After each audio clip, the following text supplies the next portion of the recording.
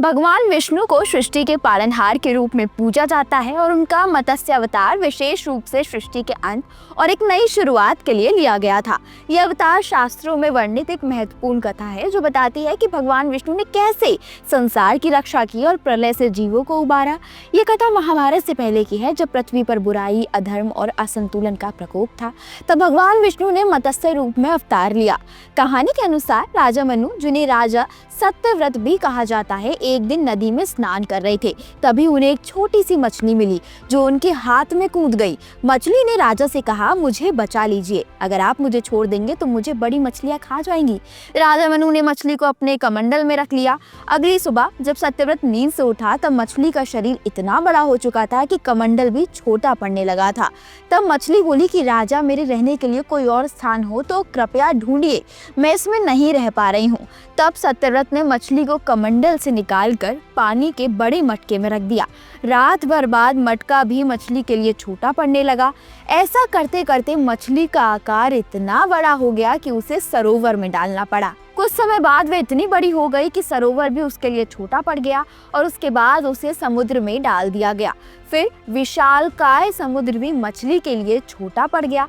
तब सत्यव्रत ने बड़े ही विनम्र स्वर से पूछा कि आप कौन है जिन्होंने सागर को भी डुबा दिया है।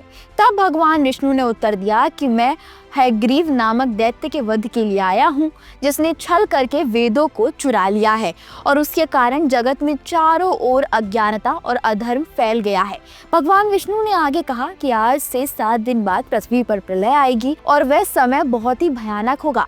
संपूर्ण पृथ्वी जलमग्न हो जाएगी, जल के अतिरिक्त यहाँ कुछ भी नहीं बचेगा। तब आपके पास एक नाव पहुंचेगी और उस समय आप सभी प्रकार के जरूरी अनाज, औषधि, बीज एवं सप्त ऋषियों को साथ लेकर उस नाव पर सवार हो जाएं। मैं उसी समय आपसे फिर मिलूंगा। सत्यव्रत ने यह भगवान का आदेश मानकर स्वीकार किया और 7वें दिन जब पृथ्वी पर प्रलय चक्र ने अपना आकार बढ़ाना शुरू किया और समुद्र सीमाओं को लांघकर सबको जलमग्न करने लगी, तब उसी समय सत्यव्रत को एक नाव दिखी। आदेश अनुसार सत्यव्रत ने सप्त ऋषियों को नाव में सम्मान पूर्वक चढ़ाया। 7 महत्वपूर्ण अनाज, औषधि को भर के सत्यव्रत भी उसी नाव पर सवार हो गया। सागर के वेग के कारण नाव अपने आप चलने लगी। चारों ओर पानी के अलावा कुछ नहीं दिखाई दे रहा था। इसी बीच सत्यव्रत को मत्स्य रूप में भगवान दिखे और श्री हरि के आत्मज्ञान पाकर सत्यव्रत और सप्त ऋषि धन्य हो गए। जब प्रकोप शांत हुआ तब भगवान ने हयग्रीव का वध कर सभी वेद वापस छीन लिए और ब्रह्मा जी को वापस सौंप दिए। इस प्रकार भगवान विष्णु ने मत्स्य रूप धारण कर वेदों का उद्धार किया तथा प्राणियों का कल्याण किया। तो कैसी लगी भगवान विष्णु के मत्स्य अवतार की कथा? अच्छी लगी हो तो शेयर जरूर करें और इस तरह की वीडियो के लिए हमारे चैनल को देखते रहें।